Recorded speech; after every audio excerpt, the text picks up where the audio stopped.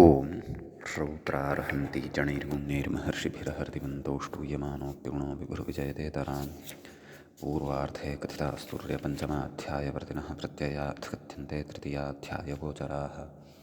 नमः सर्वेभ्यः श्रोतृभ्यः। अस्माभिः गतपाठे यत् पठितं तद् एकवारं स्मरामः। वयं वैयाकरणसिद्धान्तकौमुदी इत्याख्यस्य ग्रन्थस्य तत्र पूर्वकृदन्तप्रकरणं पठन्तः स्मः। प्रकरणस्य अस्य अस्माकं क्रमे तत्र 20 पाठः गतपाठः प्रवृत्तः। अस्मिन् 20 पाठे तत्र सर्वादौ वयं नत्वविधायकं सूत्रं पठितवन्तः। रदाभ्यां निष्ठातो नः पूर्वस्य च दः। वस्तुतः पूर्वकृदन्ते मुख्याधारा तु क्तप्रत्ययसम्बद्धः प्रचलति। तत्र क्तक्तवतु निष्ठा इत्यनेन क्तप्रत्ययः भूतार्थवृत्तेः धातोः विहितः अस्माभिः पठ्यमानः वर्तते।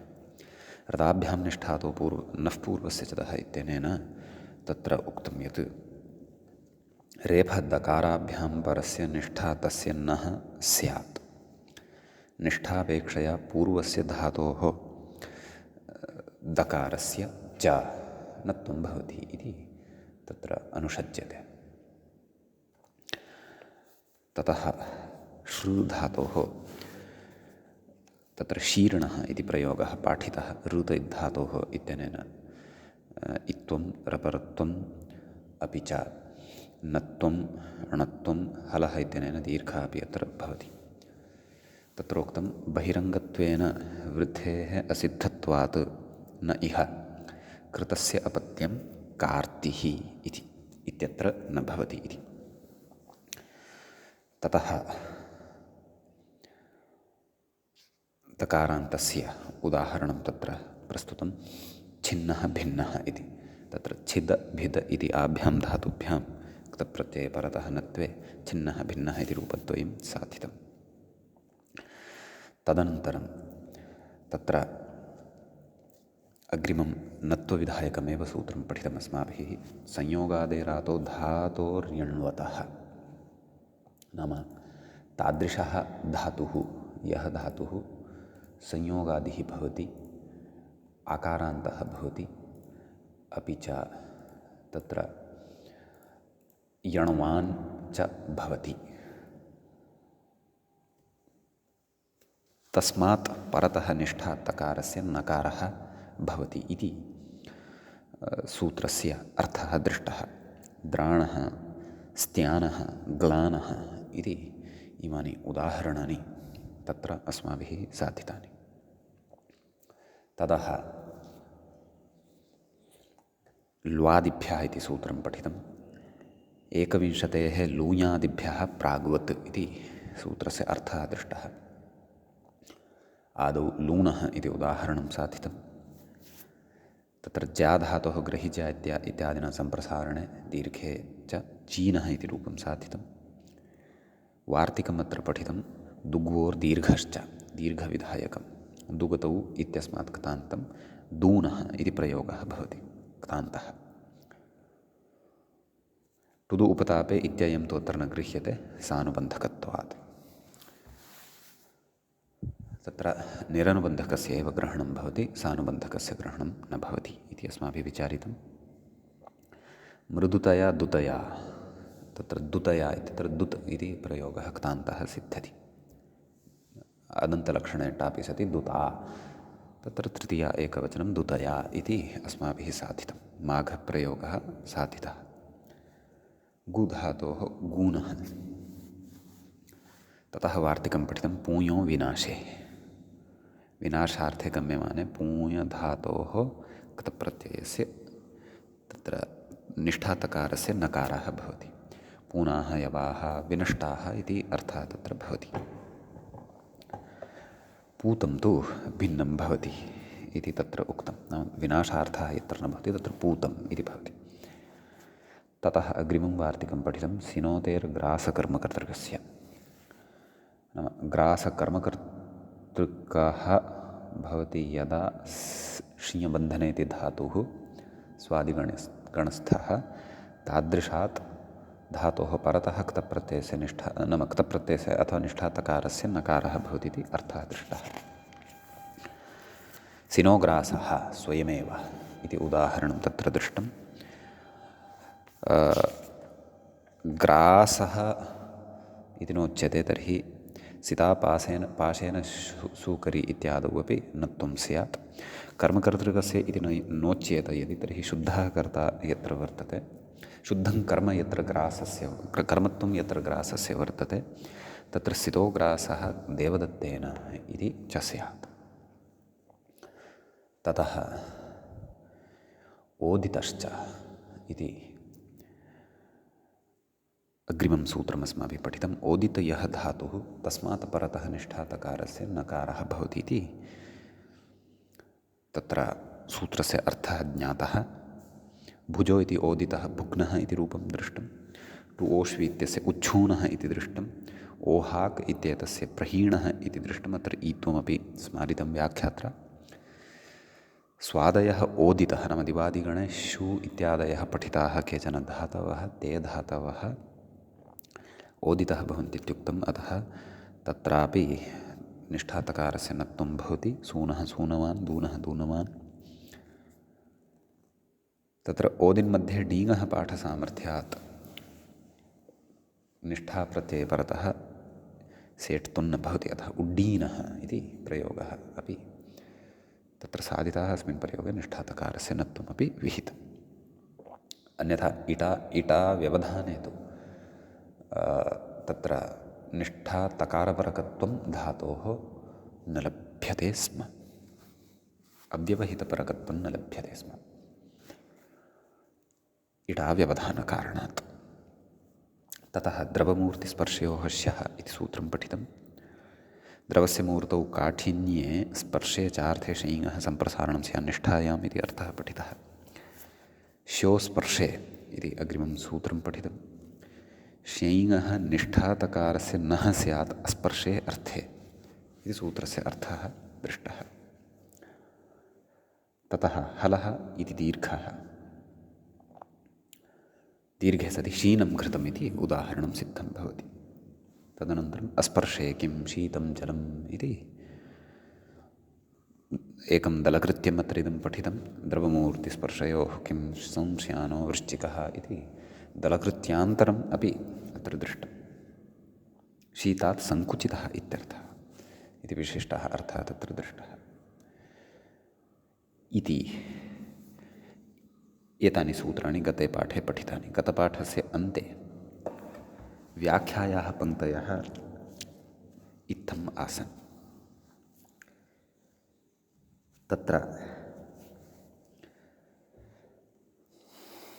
शीनं घृतमिति घनीभूतमित्यर्थः। धातूनामनेकार्थत्वात् यद्यपि घृतेऽपि अनुष्णस्पर्शोऽस्त्येव तथापि शीताख्यस्पर्शविशेष एव विवक्षितः इति भावः। अस्पर्शे किमिति श्यैङो निष्ठातकारस्य नत्वं स्यादित्येतावता एव अस्तु इत्यर्थः। शीतं जलमिति शीतस्पर्शवदित्यर्थः। अत्र द्रवमूर्ति इति सम्प्रसारणमेव न तु निष्ठानत्वमित्यर्थः। एवञ्च द्रवमूर्तिस्पर्शयोः इत्यस्य स्पर्शे इदमुदाहरणं स्योस्पर्शे इत्यस्य तु प्रत्युदाहरणमिति बोध्यं। सूत्रयोः स्पर्शशब्दः प्रधानभूते गुणभूते च वर्तते।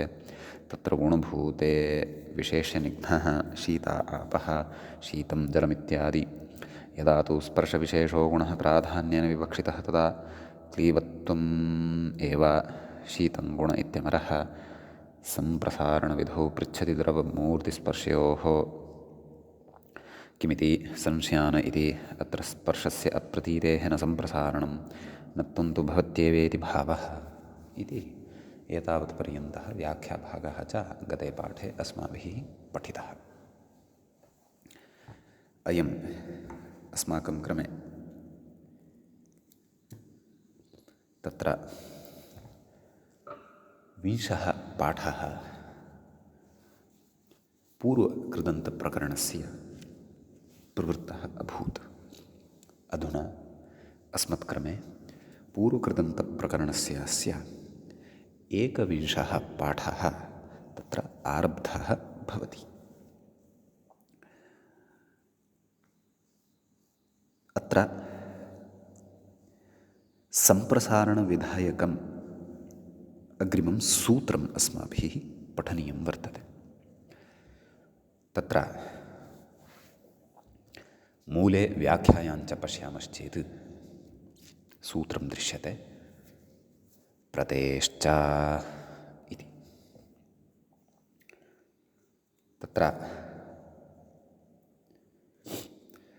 सूत्रे 2 पदे भवतः प्रतेः इत्येकं पदं पञ्चमी विभक्तेः एकवचनान्तम् इदं भवति। च इति च अव्ययपदं भवति। प्रकृते द्रवमूर्तिस्पर्शयोः स्यः इत्यतः स्यः इत्यनुवर्तते। स्फायः स्फीनिष्ठायाम् इत्यतः निष्ठायाम् इत्यनुवर्तते। श्यनः सम्प्रसारणं पुत्रपत्योस्तत्पुरुषे इत्यतः सम्प्रसारणम् इति च अनुवर्तते। व्याख्याता कथयति द्रवमूर्तिस्पर्शाभ्याम् अन्यत्रापि सम्प्रसारणप्राप्त्यर्थमिदं। सम्यक्, परन्तु प्रति इति उपसर्गः तु अपेक्षितः। मूले उक्तं प्रतिपूर्वस्य स्यः सम्प्रसारणं स्यान्निष्ठायाम् इत्युक्तं। तर्हि द्रवमूर्तिस्पर्शयोः स्यः प्रतेश्च अनयोः अयमेव भेदः। तत्र तु द्रवमूर्तिस्पर्शयोः अर्थयोः उक्तम्, अत्र तस्मात् भिन्नार्थे अपि सम्प्रसारणविषयः उच्यमानः अस्ति, परन्तु एकः निर्बन्धः प्रति इति अपेक्षितम्। उदाह्रियते प्रतिशीन इति व्याख्याता कथयति। मूले पश्यामः चेत् प्रतिशीनः इति उदाहरणं प्रदत्तं वर्तते। प्रति उपसर्गपूर्वक शीङ् धातोः तत्र क्तप्रत्ययः भवति। निष्ठा इत्यनेन आदेश उपदेशः इत्यनेन आत्वं भवति। प्रति श्या ता प्रदेश्च इत्यनेन सम्प्रसारणं, सम्प्रसारणाच्च इत्यनेन पूर्वरूपं, हलः इत्यनेन दीर्घः। प्रति शीत श्योस्पर्शे इत्यनेन निष्ठातकारस्य नत्वं। प्रतिशीन विभक्तिकार्ये कृते प्रतिशीनः इति प्रयोगः सिद्धः भवति।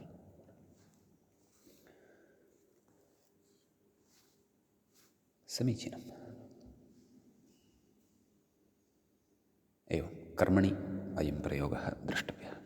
ह्यः अपि उड्डीनः इति प्रयोगः दृष्टः खलु। परन्तु धातुः यदि अकर्मकः तर्हि कर्मणि न सम्भवति। सत्यं तद्द्रष्टव्यम्। अस्तु, तर्हि बहवः एव सम्भवति। सम्यक्। अयं तु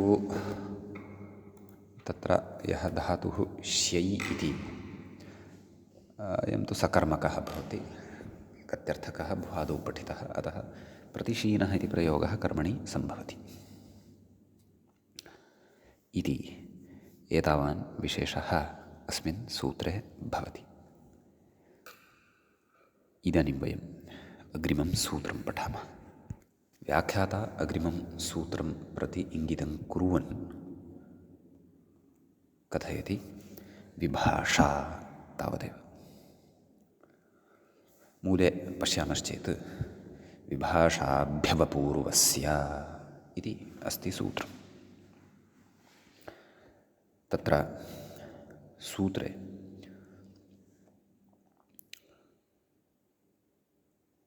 द्वे पदे भवतः एकं पदं विभाषा इति। प्रथमविभक्तेः एकवचनान्तम् इदं भवति। ततः द्वितीयं पदं भवति अभ्यवपूर्वस्य। इदं षष्ठीविभक्तेः एकवचनान्तं भवति। अभिश्च अवश्च अभ्यवौ इतरेतरयोगद्वन्द्वः भवति। अभ्यवौ पूर्वौ यस्य सः अभ्यवपूर्वः एवं विग्रहः। तस्य अभ्यवपूर्वस्य।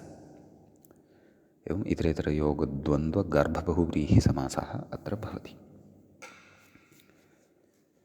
समीचीनं। तत्र प्रकृतसूत्रं प्रति नाम सम्प्रसारणधारायामेव अस्ति इदं सूत्रं, षष्ठं सूत्रं। द्रवमूर्तिस्पर्शयोश्यः इत्यतः श्यः इत्यनुवर्तते, स्फायः स्फीनिष्ठायाम् इत्यतः निष्ठायाम् इत्यनुवर्तते, शञः सम्प्रसारणं पुत्रपत्योस्तत्पुरुष इत्यतः सम्प्रसारणमिति च अनुवर्तते।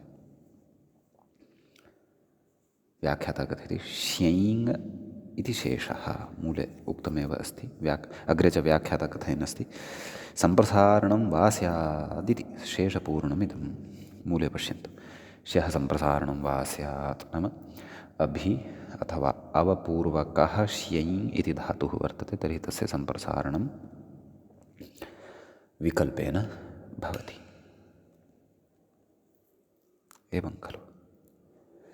तर्हि निष्ठायाम् इत्यपि अवगन्तव्यं, तद् मूलेनोक्तं, परन्तु सोऽपि प्रसङ्गः अत्र अस्ति।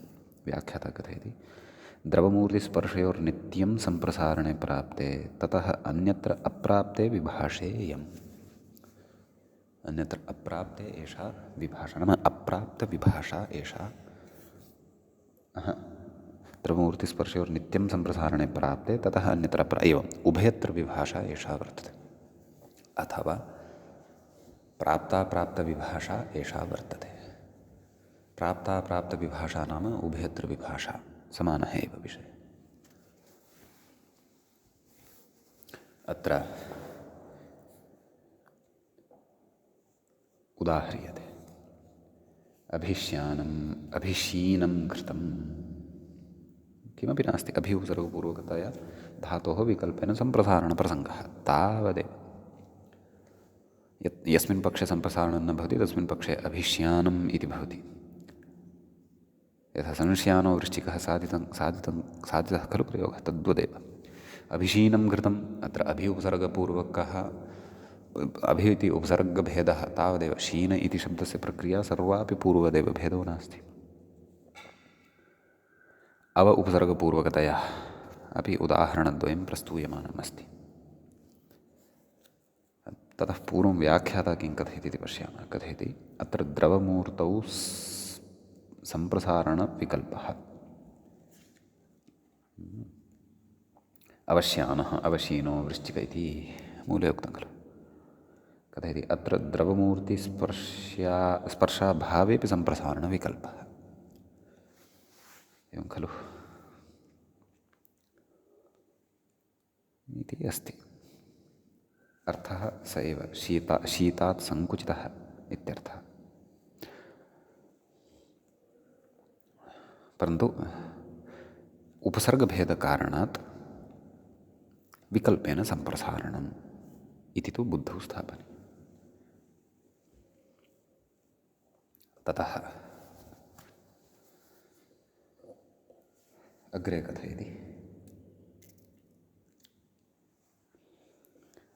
व्याख्याता किं कथयति पश्यामः। अत्र द्रवमूर्तिस्पर्शाभावेऽपि सम्प्रसारणविकल्पः अस्तु। समवश्यान इत्यत्रापि सम्प्रसारणविकल्पमाशङ्क्याः व्यवस्थितेति। उभयत्र विभाषा एव न, व्यवस्थितविभाषा अपि एषा वर्तते इत्यर्थः। किं कथयति मूले व्यवस्थितविभाषेयं तेनेह न समवश्यानः। नाम अत्र अव इति उपसर्गः अस्ति, परन्तु ततः अपि पूर्वं सम इति उपसर्गः अपि अस्ति। उपसर्गद्वयम् अत्र वर्तते। अतः अत्र सम्प्रसारणम् एव न भवतु, सम्प्रसारणाभावः व्यवस्थितविभाषया अत्र उत्पाद्यते, क्रियते। अतः समवश्यानः इति प्रयोगः अत्र सिद्धः भवति। सम्यक् इति एतावान् विशेषः विभाषाभ्यवपूर्वस्य इति सूत्रगतः भवति। उभयत्र विभाषा अपि एषा व्यवस्थितविभाषा अपि एषा वर्तते इति व्याख्यातुः विवरणद्वारा अस्माभिः ज्ञातम्। इदानीं पुनः नत्वचर्चार्थम् अष्टमाध्यायं प्रविशति ग्रन्थकारः। व्याख्याता मूले व्याख्यायाञ्च सूत्रं वर्तते अञ्चोनपादाने इति। तत्र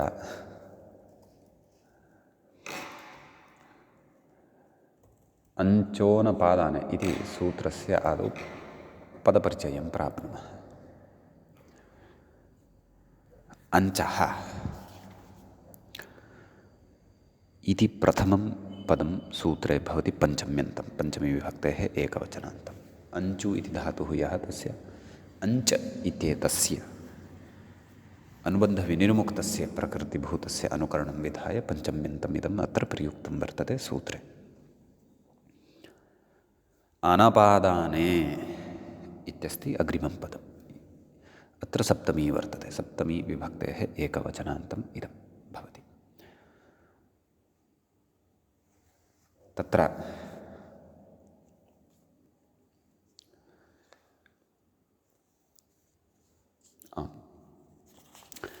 न अपादानम् अनपादानं तस्मिन् अनपादाने एवं विग्रहः अत्र ज्ञेयः नै तत्पुरुषसमासद्वारा।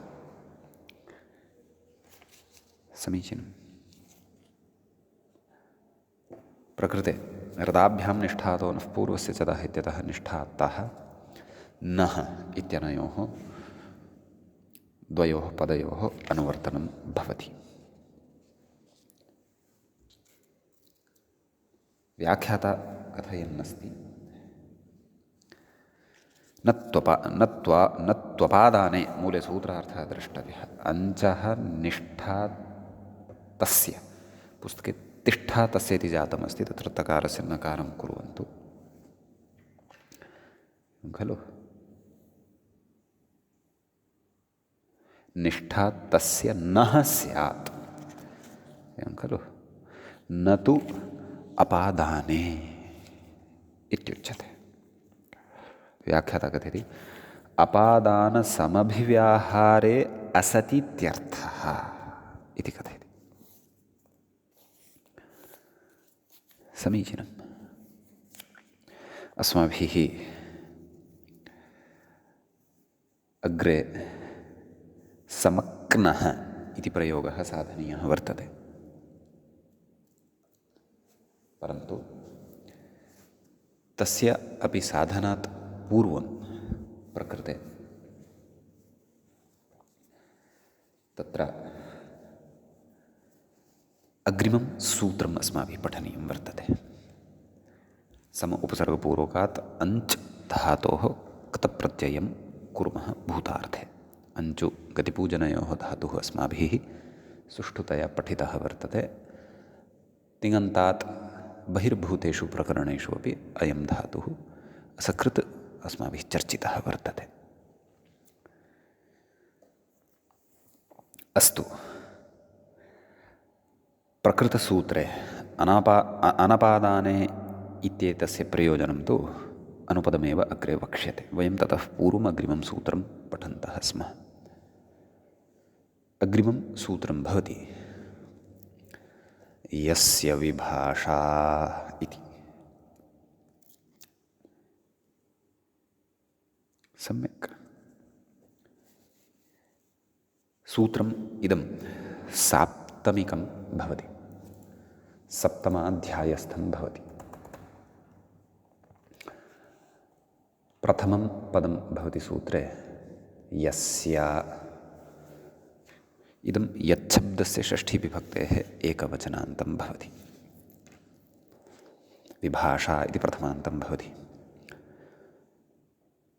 साक्षात् इतः प्राक्तनं सूत्रं भवति श्वीदितो निष्ठायां, ततः निष्ठायाम् इत्यनुवर्तते। ततः केभ्यश्चित् पूर्वं केभ्यश्चित् सूत्रेभ्यः पूर्वं नाम सप्तमाध्यायस्य द्वितीयपादस्य अष्टमं सूत्रं भवति नेड् वशीकृतिः।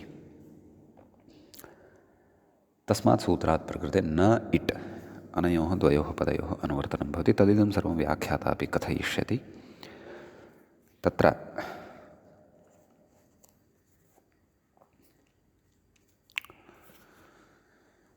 आम्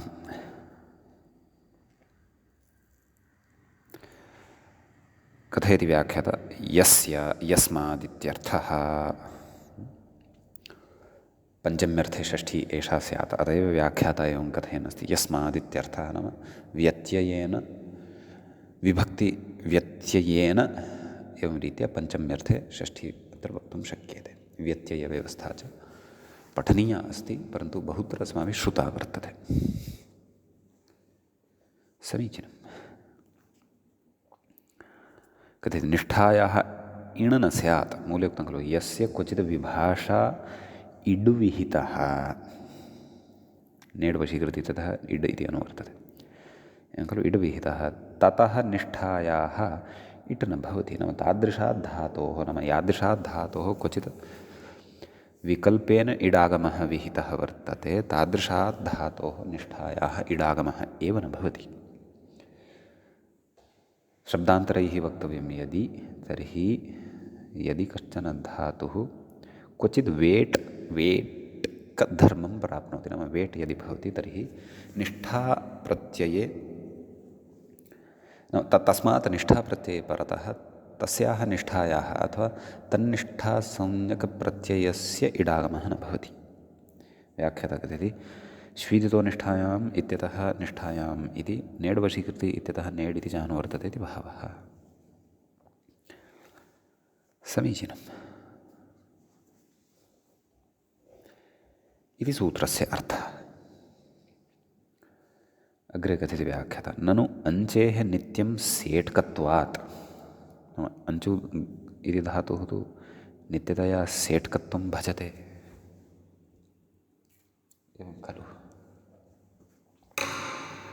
अञ्चु इति योऽयं धातुः वर्तते तस्य रूपाणि अपि अस्माभिः दृष्टानि। तत्र अञ्चुगतिपूजनः इति बहुवादिकः धातुः वर्तते। लुटि अञ्चिता अञ्चितारु अञ्चितारः इत्यादीनि रूपाणि दृष्टानि, तत्र इडागमः दृष्टः एव खलु। अतः कथयति व्याख्याता नित्यं सेट्कत्वात्। कथं तस्य क्वचिद् वेट्कत्वम् इत्यतः। तर्हि यदि प्रकृतसूत्रद्वारा यस्य विभाषा इत्यनेन अस्य अञ्चधातोः परतः विद्यमानस्य क्तप्रत्ययस्य इटः निषेधः वक्तव्यः, तर्हि अञ्चधातोः क्वचित् नाम अञ्चधातोः परतः विद्यमानस्य क्वचित् कस्यचित् विकल्पेन इडागमः उक्तः भवेत् खलु इत्यतः। किमाह उदितो वा, एवं खलु। अञ्चु धातुः उदित् वर्तते, एवं खलु। मूले कथयति उदितो वा इति क्त्वायां वेट्कत्वात् इह नेट्। उदितो वा इति सूत्रम् अस्माभिः पठनीयं वर्तते, अग्रे पठिष्यते, कृत्सु एव पठिष्यते। तत्र उदित् यः धातुः तस्मात् क्त्वा प्रत्ययः यदि परतः भवति तर्हि तस्मात् परतः क्त्वा इत्येतस्य विकल्पेन इट् भवति इति उदितो वा इत्यनेन उच्यते। तत् अस्माभिः अग्रे पठनीयम्। एवमेव अञ्चु इति धातोः तत्र क्त्वा प्रत्यये परतः विकल्पेन क्त्वा प्रत्ययस्य इडागमः भवति। अक्त्वा अञ्चित्वा इति रूपद्वयं भवति। तत्सर्वं वयम् अग्रे पठिष्यामः। अतः अत्र प्रकृते सूत्रार्थं पश्यन्तु। कः सूत्रार्थः? यस्य विभाषा इति। किम् उच्यते? यस्य क्वचिद् विभाषा, क्वचित् नाम क्वापि भवितुम् अर्हति, कस्मिंश्चिदपि प्रत्यये परतः भवितुमर्हति। विभाषा इड्विहितः, तर्हि प्रकृते अस्य विकल्पेन निष्ठायां परतः इड्विहित एव अस्ति खलु। अतः इदानीं यस्य विभाषा इत्यस्य प्रवृत्त्या क्तप्रत्यये परतः अस्य सर्वथा इटः निषेधः भवति। तदेव उक्तवान्, त्वायां वेट्त्वात् नेट् इह नेट् नाम इह नाम क्व क्तप्रत्यये परतः इट् न भवति। सम अञ्च क्ता, क्तः कित्वात् प्रकृते तत्र अनिदितां हल उपधायाः क्ङीति इत्यनेन न लोपः भवति। अच् त्वा, क्षन्तव्यम्, अच् सम अच् ता, एवं खलु। कुत्वेन चोह्कु इति कुत्वेन चकारस्य ककारः भवति, इडागमस्तु न भवति। अपि च प्रकृते अञ्चोनपादाने इत्यनेन निष्ठातकारस्य नकारः अपि भवति। यतः तदपि सूत्रमत्र अस्माभिः पठ्यमानं वर्तते। समक्नः इति प्रयोगः प्रकृते क्तप्रत्यये परतः सिद्धः भवति। समीचीनं। व्याख्याता कथयति सङ्गतः इत्यर्थः, यतः गतिपूजनयोः अर्थयोः अञ्चुधातुः भवति खलु इति अग्रे कथयति। सम्पूर्वात् अञ्चुधातोः क्तः आर्धातुकस्य इति प्राप्तस्य इटो निषेधः प्रकृतेव अनितामिति न लोपः चस्य कुत्वं सर्वम् उक्तमेव अस्माभिः। सम्यक्। इदानीम् अञ्चोनपादाने इत्यत्र अनपादाने इत्येतस्य दलस्य प्रयोजनं कथयन्नस्ति ग्रन्थकारः। व्याख्याता कथयति उदक्तम् उदकं कूपात्, मूले अस्ति खलु उदक्तम् उदकं कूपात्, कथयति उद्धृतम् इत्यर्थः। व्याख्याता कथयति अत्र अपादानसमभिव्याहारसत्वात् नत्वं नेति भावः। किं तद् अपादानभूतम् इति चेत् कूपः अस्ति।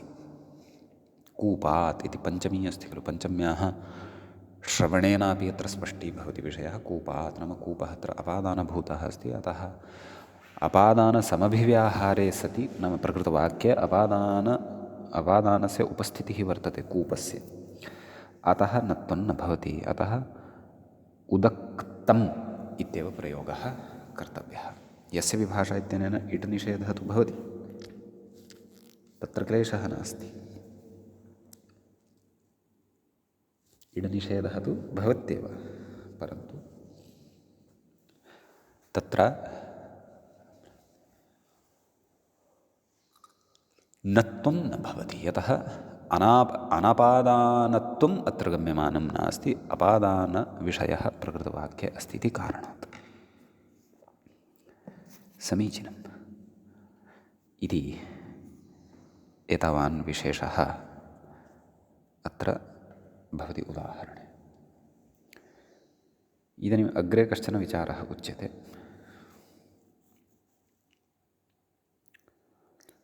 तत्र किञ्चन वार्तिकम् अस्माभिः पठनीयं वर्तते। ततः पूर्वं व्याख्यातारम् अनुसरन्तः गच्छामः। लक्ष्यं तु अस्ति वृक्णः वृक्णवान् इति।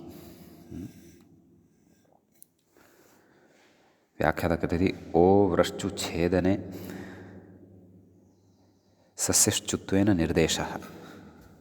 ओ व्रश्चुच्छेदने इत्यत्र मध्ये यः शकारः दृश्यते खलु, सः वस्तुतः श्चुत्वेन निर्देशः वर्तते। मूलतः तत्र सकारः एव वर्तते वस्तुतः ओ व्रश्चु इति। कथयति श्चुत्वेन निर्देशः अस्मात् क्तः, निष्ठा इत्यनेन भूते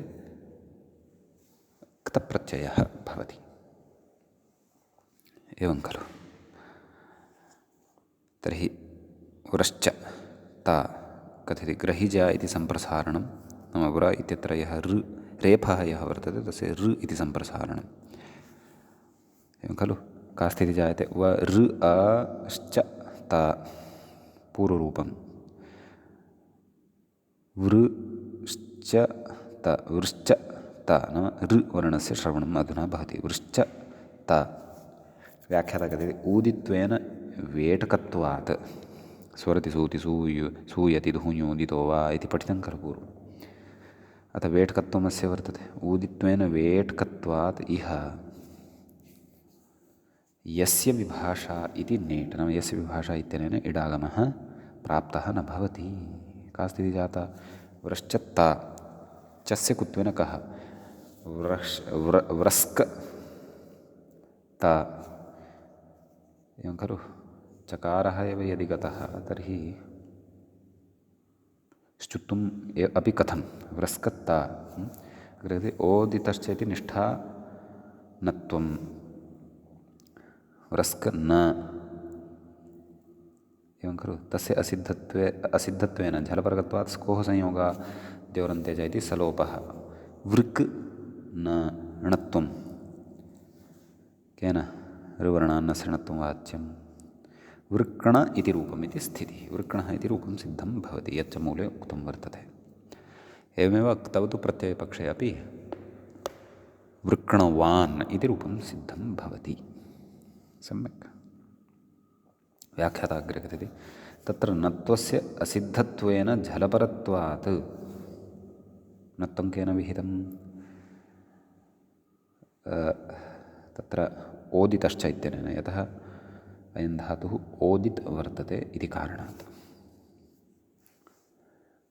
एवं किल ओ व्रश्चुच्छेदने इति अतः कथयति व्याख्याता तत्र नत्वस्य असिद्धत्वेन झलपरत्वात् व्रश्च इति षत्वं स्यात् इत्याह झलपरत्वात् व्रश्च इत्यनेन षत्वं स्यात्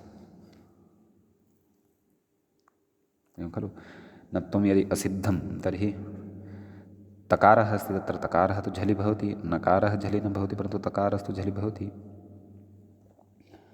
अतः झलपरगत्वात् व्रश्च सृजमृज राज इत्यनेन षत्वं स्यात् वा न वा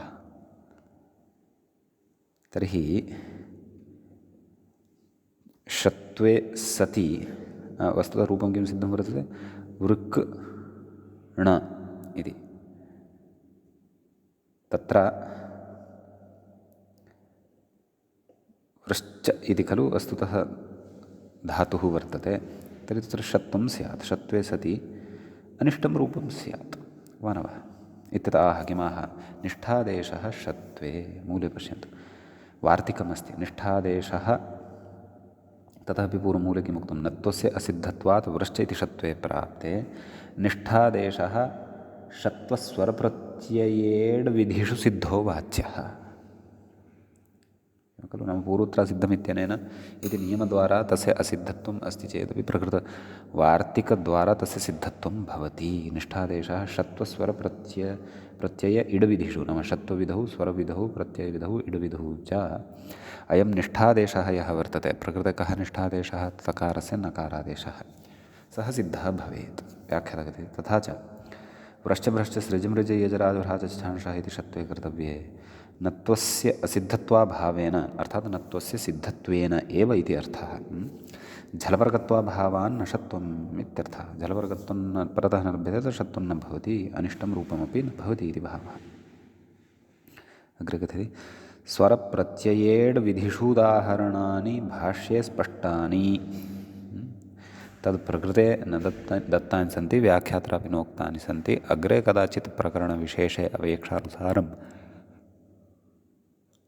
अन्यानि अपि उदाहरणानि वदेत् कदाचित् ग्रन्थकारः परन्तु व्याख्याता अत्र सूचनां यच्छन्नस्ति स्वरप्रत्ययेड् विधिषु तु सर्वत्र उदाहरणानि सर्वाण्यपि भाष्ये सुस्पष्टानि वर्तन्ते एव इति एवं खलु इति अयं कश्चन विशेषः एतद्वार्तिकगतः भवति समीचीनम् इदानीं वयम् अग्रिमं सूत्रम् अत्र पठामः परिस्कन्दः प्राच्यभरतेषु इति दृश्यते मूले अपि व्याख्यायामपि सूत्रं। तत्र परिस्कन्दः इति प्रथमाविभक्तेः एकवचनान्तं पदं भवति। ततः प्राच्यभरतेषु इति सप्तम्यन्तं सप्तमीविभक्तेः बहुवचनान्तं भवति। अष्टमाध्यायस्य तृतीयपादस्य पञ्चसप्ततितममिदं सूत्रं भवति। षत्वसम्बद्धम् इदं सूत्रं भवति। षत्वाभावसम्बद्धं वस्तुतः। षत्वाभावोऽपि षत्वसम्बद्धः एव खलु। अतः तत्र प्राच्याश्च ते भरताः च प्राच्यभरताः तेषु प्राच्यभरतेषु इति एवं विग्रहः अत्र द्रष्टव्यः। समीचीनं। ततः व्याख्याता कथयति अपदान्तस्य मूर्धन्यः इत्यधिकारे इदं सूत्रं वर्तते इति शेषः। पूर्वेणेति परेश्च इति पूर्वसूत्रं साक्षात् अव्यवहितं प्राक्तनं सूत्रं परेश्च इति भवति। परि एतस्मात् परतः स्कन्देः सस्य शः वा स्यात्। परिष्कन्दति परिस्कन्दति इत्यादीनि रूपाणि अस्माभिः पूर्वं साधितानि वर्तन्ते। इदं सूत्रमपि पूर्वमस्माभिः पठितं वर्तते। मूले किमुक्तं पूर्वेण मूर्धन्ये प्राप्ते तादाभावः निपात्यते। तस्य अभावः प्रकृते निपात्यते। तत्र व्याख्याता कथयति परेः परस्य नाम परि एतस्मात् परस्य स्कन्दधातोः स्कन्देः सस्य शो वा स्यात् इति तदर्थः। कस्य परेश्च इत्येतस्य अधुनैव स्मारितः अस्माभिरपि व्याख्यात्रापि स्मार्यमाणः अस्ति। तेन षत्वविकल्पे प्राप्ते प्राच्यभरतेषु षत्वाभावो निपात्यते इत्यर्थः। नाम प्राच्येषु विकल्पादिकं किमपि साक्षात् षत्वस्य अभाव एव परिस्कन्दः इति मूले उदाहृतं खलु। परिस्कन्दः व्याख्याता परि उपसर्ग परिपूर्वात् स्कन्देर्निष्ठायास् तकारलोपः इति खलु। परन्तु अयं तकारलोपः केन सोऽपि निपातनवशादेव वा इति। मूले तु तकारलोपचर्चा न दृश्यते। व्याख्यात्रा इत्थमुच्यमानं वर्तते। तत्त्वबोधिनीकारः अत्र किं कथयति इति पश्यामः। अचिनिपातनम् अथवा निष्ठातकारस्य लोपः इति काशिका। एवम् एवं निष्ठातकारस्य लोपः इति काशिकायां वर्तते। अथवा अच् प्रत्ययान्ततया इदं निपातनम् अवगन्तव्यम् इति तत्त्वबोधिनीकारस्य मतं वर्तते। काशिकामतम् अथवा कोटौ स्वीकृतं वर्तते एतेन तत्त्वबोधिनीकारेण। अस्तु। एवञ्च परिस्कन्दः इति सिद्ध्यति। ततः व्याख्याता तु प्रतिस्तब्धनिस्तब्धौ च एतदनन्तरमपि दिवो विजिगीषायामिति सूत्रविषये आरब्धवान् अस्ति। ततः पूर्वं परिस्कन्दः प्राच्यभरतेषु इत्यत्र आदौ अस्माभिः दलकृत्यं पठनीयं। तत्र कथयति मूले किं प्राच्य इति किं परिष्कन्दः परिस्कन्दः। प्राच्यविषयः यत्र न गम्यमानः भवति, प्राच्यभरतविषयः यत्र गम्यमानः न भवति तत्र तु प्रतेश्च क्षन्तव्यः परेश्च इत्यनेन विकल्पेन षत्वं भवत्येव इति अर्थः। तदेव मूले कथयन्नपि अस्ति। परेश्च इति षत्वविकल्पः।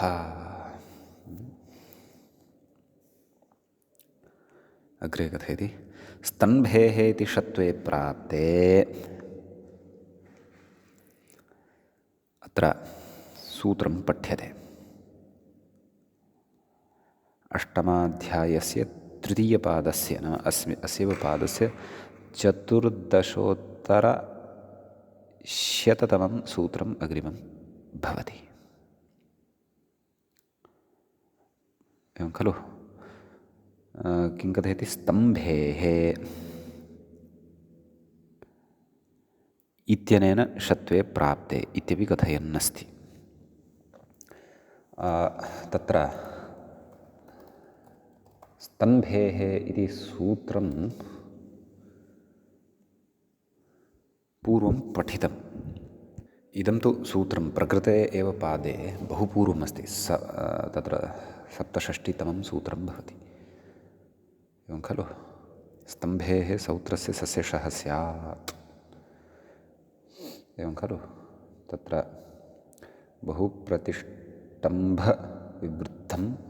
विवृद्धमन्युः इत्यादयः प्रयोगः तत्र पूर्वम् इति प्रयोगः पूर्वम् अस्माभिः दृष्टः।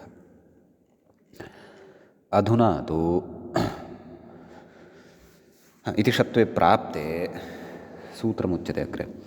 प्रतिस्तब्धनिस्तब्धौ च अत्र षत्वं न स्यात्। प्रतिस्तब्ध निस्तब्ध इति यत् शब्दद्वयं वर्तते अत्र षत्वं न भवति। प्रत्ययस्य प्रसङ्गः वर्तते। प्रति उपसर्गपूर्वकात् तत्र स्तम्भधातोः षत्वाभावः निपात्यते। क्तप्रत्ययस्य प्रसङ्गः तु नास्ति इति भाति।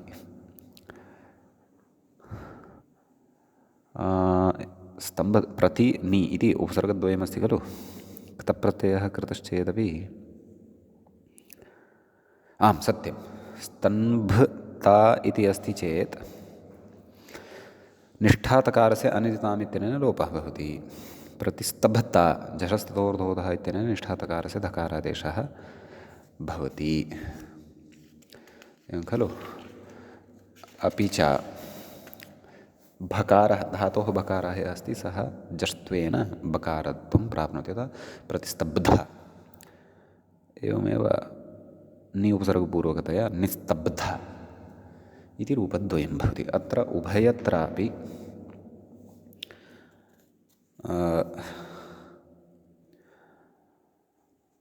तत्र प्रतिस्तब्ध निस्तब्ध इत्यत्र उभयत्रापि क्तप्रत्ययान्ततया षत्वाभावः एतेन सूत्रेण निपात्यते। अत्र विशेषः नास्ति इति कृत्वा व्याख्यात्रा किमपि नात्र उक्तम् इति अवगन्तव्यम्। समीचीनम्। इति एतावानेव विशेषः एतत् सूत्रगतः भवति। इदानीं पुनः नत्वचर्चां कुर्वन्नस्ति ग्रन्थकारः। मूले व्याख्यातासूत्रं प्रति इङ्गितं करोति। दिवो मूले पश्यामश्चेत् दिवो विजिगीषायाम् इति दृश्यते। तत्र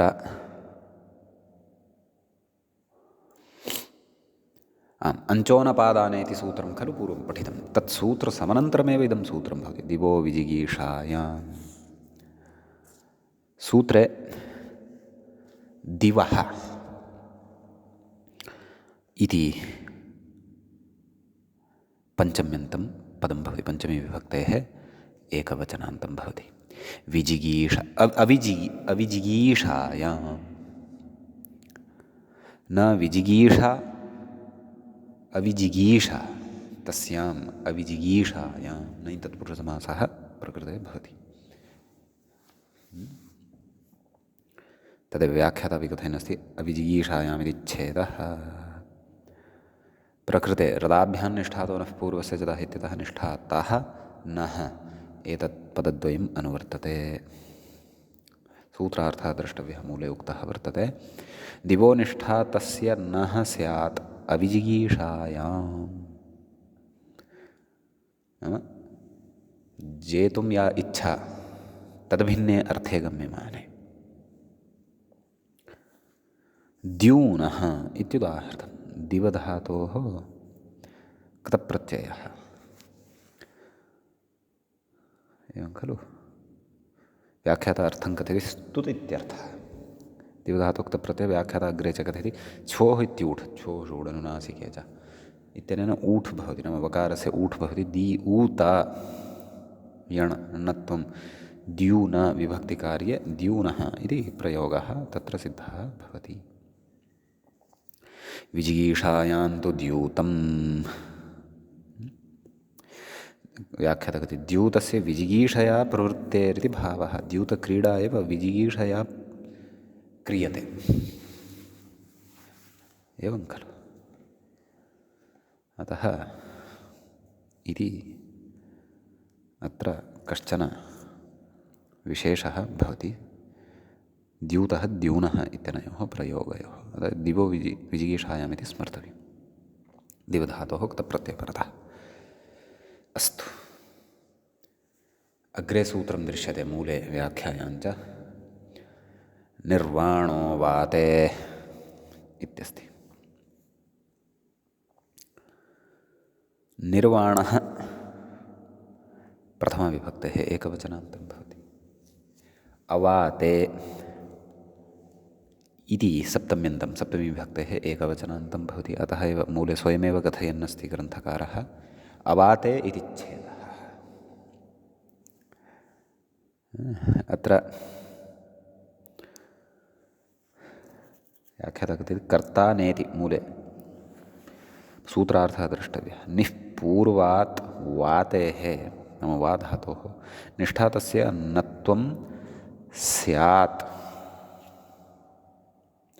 वा नत्वं स्यात् वातश्चेत् कर्ता न, एवं खलु। निर्वाणः अवाते इत्युक्तं खलु। तर्हि एतावान् अर्थः कुतः लब्धः?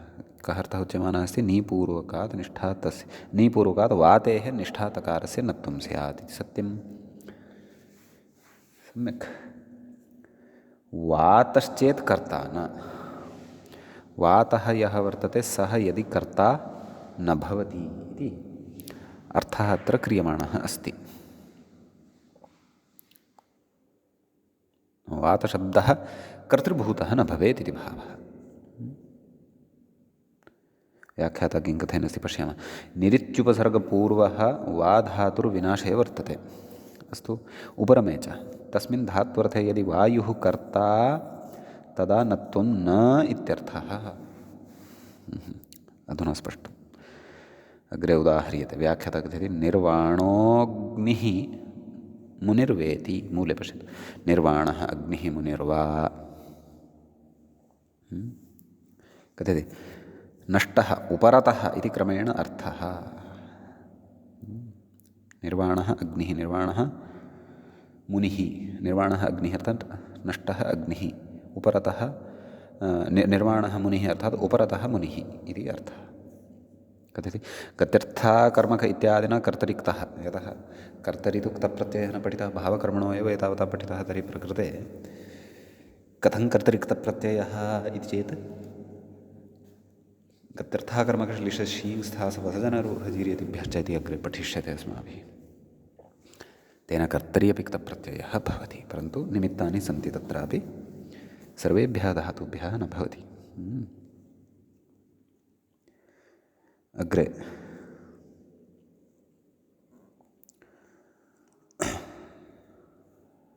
आम् कथयति निर्वातो वात इति। मूले पश्यन्तु, प्रत्युदाहरणं। वाते तु निर्वातो वातः, तत्र नत्वं न भवति, नत्वं न निपात्यते। वातार्थे इदं नत्वं नास्ति, अतः एव अवाते इत्युक्तं खलु। व्याख्याता कथयति अत्र वातस्य कर्तृत्वान् नत्वं नेति भावः। निर्वाणः दीपः वातेन इत्यत्र तु वातस्य करणत्वेन विवक्षितत्वात् कर्तृत्वाभावान् नत्वं निर्वाह्यं, भावे तु निर्वातं वातेन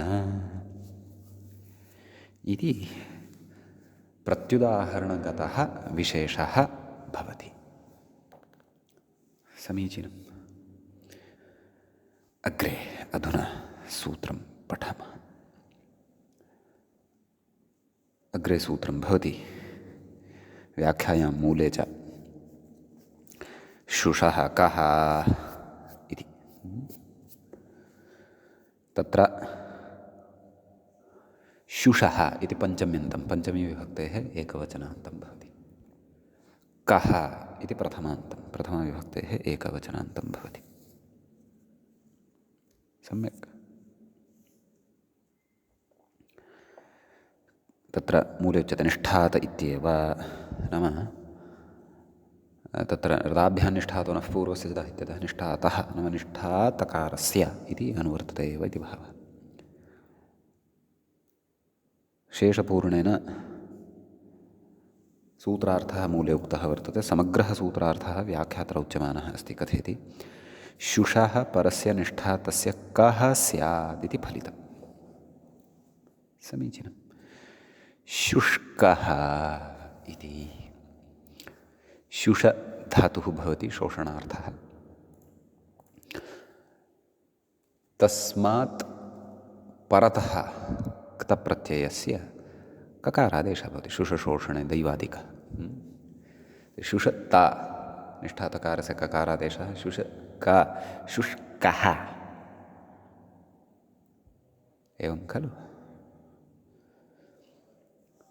इति अत्र विशेषः। व्याख्याते निष्ठात इति शुषः अस्तु तज्जातम् अस्तु। अग्रिमं सूत्रं मूले व्याख्यायाञ्च दृश्यते।